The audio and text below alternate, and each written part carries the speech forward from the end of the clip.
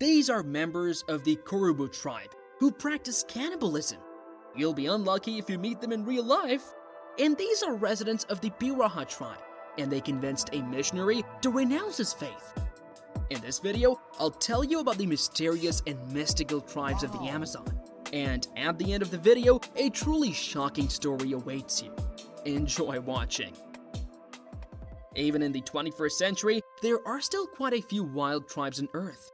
You might have learned about some of them in previous videos, but today I will talk about the most interesting communities that can be found in modern Brazil.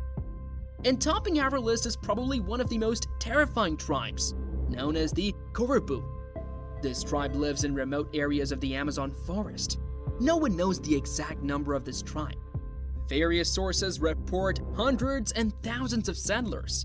The Korubo live extremely isolated from the outside world. They deliberately choose hard-to-reach places to establish settlements, making it harder to find them. So much so that until 1996, their tribe was considered extinct.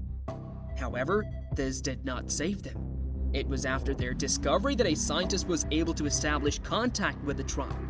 Although the data and knowledge obtained are very useful for modern society, it was a serious challenge for the Korubo. The fact that such a closed settlement simply did not know about the diseases that were prevalent in the modern world. As a result, many of the inhabitants simply perished. After such a terrible event, the Brazilian authorities prohibited contact with the tribe. But the most astonishing thing is that the Korubo practice cannibalism. And not only towards other people, they can even eat their own tribe's people. Personally, this information shocks me. But as it turns out, they engage in such practices infrequently. Only in the worst times when there's almost no food left. Cannibalism is probably the only way to survive in such times, although this does not negate the horror of this act. Another amazing fact about this tribe is that the locals practice monogamous relationships, that is, with one partner. This fact is simply astonishing, as other tribes in the Amazon and around the world practice polygamy, multiple spouses. For an ancient people, this is especially strange, as the question arises, how did they survive it all? And the last mysterious tradition worth mentioning is the initiation rite for young men. To move up a level and become a fully adult, boys must spend a whole night alone in a cemetery. Come on, man. Honestly, it sounds like another popular blogger shooting his challenge, though it is quite a serious ritual. By the way, I found very interesting facts about all the Indians of the Amazon in America. As a result of numerous and complex studies, it was established that almost all tribes from these continents are actually originally from Siberia. Are you serious? Scientists believe that ancient settlers crossed the Bering Strait during the last ice age. At that time, the water could have frozen, making it easier to move from one continent to another. This fact is indicated by many different markers. For example, the genetic affiliation of Amazonian tribes to ancient Siberian people. Scientists have found several common chromosomes for these peoples. Moreover, this fact is also indicated by the linguistic analysis of the languages of the Indian and Amazonian tribes. Historians have discovered certain ancient patterns in the communication of settlers and Siberian peoples. This just amazes me, and once again proves that there are no barriers for humans. Another quite interesting tribe is proudly named Tremembé. These people are notable for how they have adapted to the rapidly changing conditions of the modern world. Before first contact with the Europeans, the Tremembé led a relatively peaceful life. They engaged in agriculture, hunting, gathering, and in general, the most ordinary primitive life. But everything began to change rapidly with the arrival of colonizers. The Tremembé tribe was greatly infringed upon in their rights. The people were literally expelled from the territories that belonged to them. As a result, in the 19th century, the tribe ceased to exist on paper. The remaining representatives of the Tremembé were considered descendants of an ancient race, but not a separate ethnic group. This continued until the end of the 20th century. Then, the tribe finally earned state recognition, and this fact is very remarkable, as it is this ancient people that a candidate for president of Brazil, Kayapo Tribe, belongs to. It is just amazing how ancient people in such a short time were able to adapt to modern living standards. Even more astonishing and mysterious seems the Amondava Tribe. After all, these people literally live outside of time. What? How is this possible? Easily. In their language, there are simply no words that could reflect time. That is literally, they cannot say yesterday or today.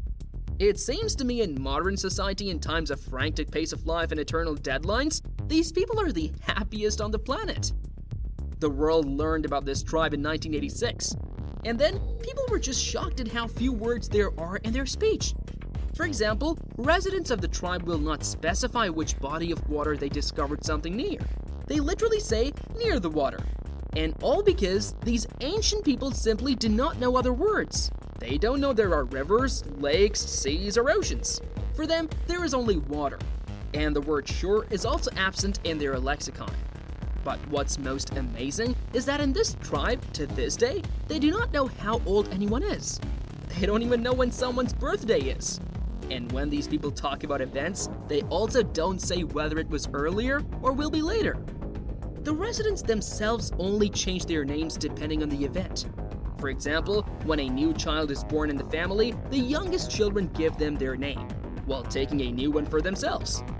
But the most astonishing thing is that scientists have long been trying to teach the inhabitants of Amondava other languages. They especially easily learn Portuguese. It's remarkable that the concept of time, the Aborigines easily remember and use in conversations in the modern language, but they do not incorporate these changes into their daily life. The Pirahã Tribe stood out by radically changing the worldview of a missionary with their lifestyle. The remarkable preacher was named Daniel Everett. His first contact with the natives was successful in 1977. At that time, he tried to convey all aspects of God's word to the members of the Pirahã Tribe. However, no one understood his words then. Daniel was quite stubborn. He realized that to persuade the natives, he needed to learn their language, which he did. After some time, the missionary was quite able to master the language of the Pirahã Tribe. And what he discovered shocked him.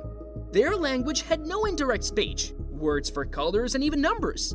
But what surprised the priest most was that these people had absolutely no myths or theories about how the world was created. To say the least, they didn't even have a calendar. But the most amazing thing is that the level of intelligence of the natives is on par with modern humans. It's also striking how the Pirahã Tribe conducts its daily life. They have no private property, meaning all homes belong to the people. They also don't store food for the future. Literally all the food that is produced is eaten immediately. And they had no plans for future development. In general, the tribe's inhabitants fully enjoy each day they spend in this world. This greatly impressed Daniel Everett. Watching how these primitive people live, what basic things they rejoice in, and how they enjoy what nature gives them, the missionary questioned his beliefs. Does God exist if unknown savages live day by day on what nature provides? And why believe in an unknown entity when you can enjoy a carefree and fearless life? He couldn't answer these questions in his mind in a way that would allow him to continue serving the church. In the end, Daniel Everett, a devoted servant of God, completely abandoned his faith and became an atheist. Sounds very shocking, doesn't it? One might think that in the modern world, all primitive people should have long disappeared. The age of technology, computers, flying machines. But in reality, the number of tribes living in the same Amazon territory is astonishing. If you think I've told you about all the shocking and interesting tribes, you're deeply mistaken, as the next natives will literally shock you. The Sinta Larga tribe once numbered more than 5,000 people, and in our time, God willing, about 1,000 remain. But the saddest thing is that such a rapid decrease in population is due to our civilization. The first documented discovery of this tribe was in 1915. At that time, a small group of travelers was attacked by the natives, resulting in one death. Around the same years, it was established that the territory where the warlike people lived had many valuable minerals. In the 20s of the same century, there were many who wanted to get rich. First, huge growths of rubber trees were discovered there. Naturally, progressive society could not leave this alone, and a literal hunt for this vegetation began. Along with the felling of trees, the miners killed the natives. They had heard about their cruelty, so they did it for their own safety. As a result, due to constant deforestation and attacks on the Sinta Larga tribe, the number of local residents decreased significantly. The natives had to move from their usual habitats to deeper Amazonian forests. Naturally, the tribespeople didn't like this. They carried out frequent raids and killed workers. The situation especially escalated when huge deposits of diamonds and other valuable minerals were discovered in their territory. Stop it. Get some help. The natives were even more disturbed by people who sought to get rich. To protect the ancient customs of the indigenous inhabitants, the authorities created a special reservation area for this people, where in theory, no one else should have entered. But even this did not help. There were still many diamond hunters. Because of this, a real tragedy occurred in 2004. One spring day, the natives caught 29 people. What did they do with them? Of course, they killed them as a warning. And what's most striking is the pride with which they spoke of the horror they committed. But the Sinta Larga tribe is known not only for their frightening atrocities, their customs are also interesting. Men from this tribe changed their names several times throughout their lives. Why do they do this? To signify their status or the events they have experienced. I'll tell you more. They have names that only their parents know. An amazing tradition, isn't it? But all the stories about the previous Amazonian peoples from my list literally pale in comparison to the mysterious history of the Kayapo Tribe. Another researcher was literally shocked by what the locals told him. All members of the tribe told him the same story about a deity they worship. According to legend, many thousands of years ago, near their camp in the mountains in the middle of an ordinary day, there was a terrible thunder. After that, an unknown being descended from there who would later be called Korubo. This creature had a very strange clothing that covered his body from head to toe, and in one hand a terrible weapon. The locals called it Kop, and according to legend, it shot lightning that literally erased everything from the face of the earth. Naturally, such an incident seriously frightened all the natives. They hurried to hide behind bushes and trees.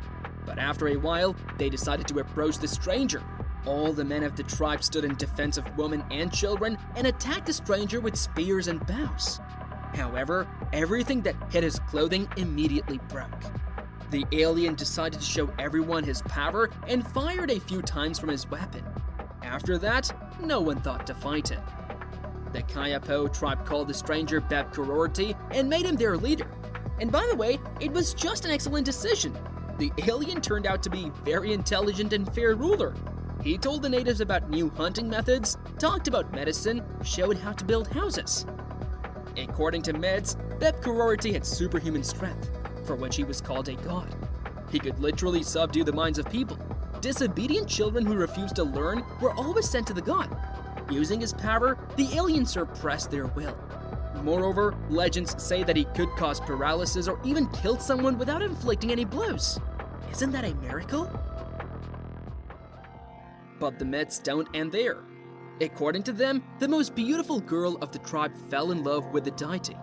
They had many children, each of whom was much smarter and stronger than other members of the community. Gradually, all the inhabitants of the Kayapo tribe improved in all parameters. However, Korubo did not intend to live with the natives forever. One fine day, he left the village and went back to the mountains from where he had come. Naturally, the locals followed him to see where their god was going. He entered an unknown building to them, after which there was an explosion, and the house along with Korubo went up into the sky. According to the legend, the alien returned to Earth to the Kayapo tribe after some time to give them seeds of new, previously unknown plants. But the most astonishing part of this story is that a group of scientists took soil samples in the local mountains for radiological analysis. They concluded that several thousand years ago, there really was some kind of explosion and a burst of radiation there. Could it be that the entire legend of the Kayapo tribe is pure truth? These were the most mysterious and dangerous tribes of the Amazon, and thank you for watching.